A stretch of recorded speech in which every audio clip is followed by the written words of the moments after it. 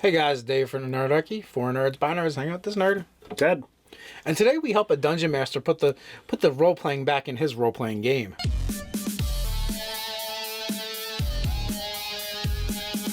Hey, jump down to the description below where you can sign up for Nerdarchy the newsletter, get weekly gaming tips, as well as learn how to game with us. So we had a GM 911 from 3D Scorpion, and if you have a GM 911 or viewer suggestions, send it to nerdarchy at gmail.com.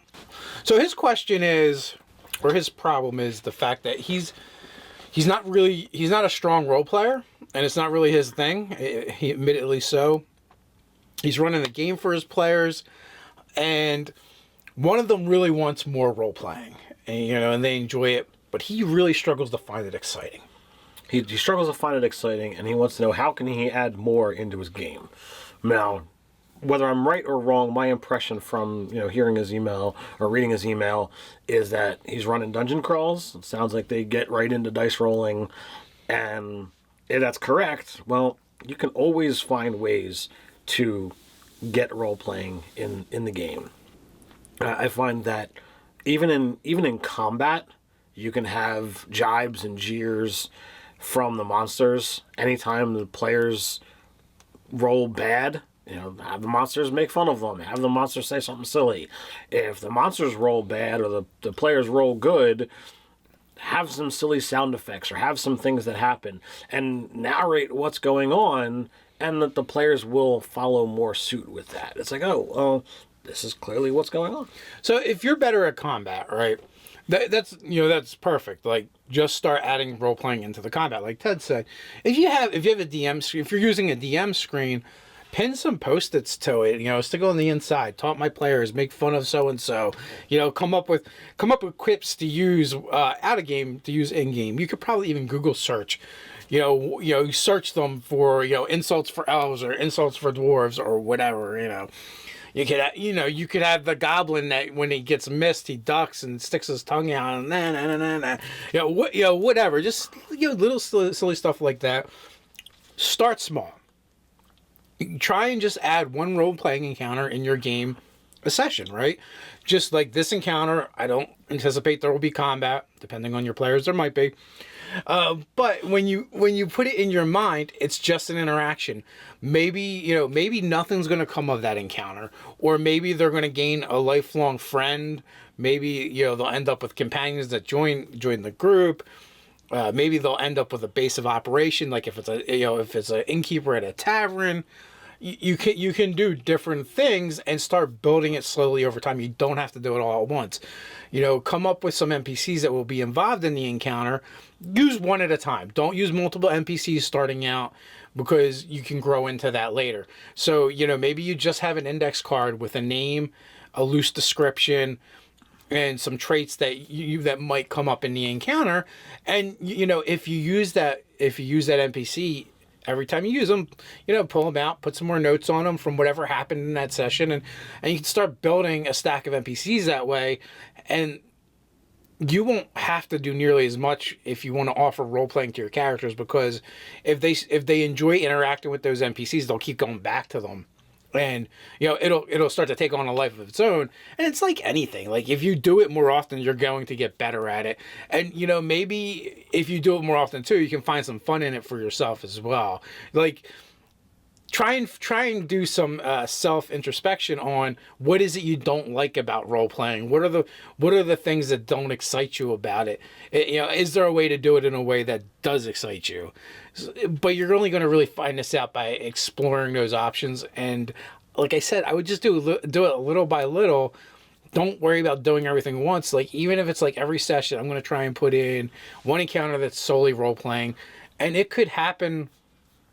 It could happen in town. It can happen in the dungeon, and you can even just mix up where it happens. Like, I've done weird things, like there's a talking tree, there's a singing mushroom.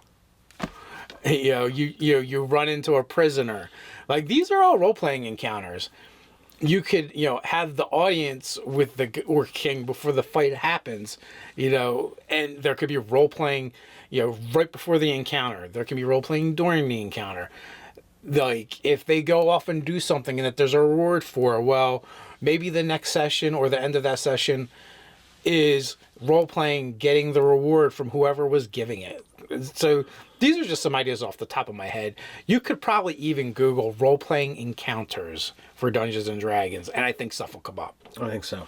Now, I know me personally, back in the day, and I know Dave will back this up, I was a combat heavy, person. It was what drew me to D&D. I wanted to conquer the foes, grab the loot. I would do role playing here and there, but I knew I was bloodthirsty. Now, I don't want to say evolved because that's not the right thing. I've changed my preferences in the game. I've played an entire session where there was no combat, or not much combat. I literally had one session that changed my whole perspective on the game, where in the last 5 to 10 minutes of the session, we had a round and a half of combat, and I'm like, this was a fantastic session, and there was practically no combat. This is weird. And I enjoyed it. I look fondly back at that particular thing. So now I try to emulate some of that experience in the D&D that I run.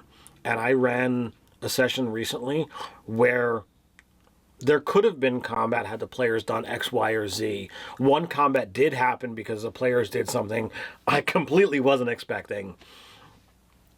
And everybody had fun. I greatly enjoyed it. I didn't need to do anything crazy.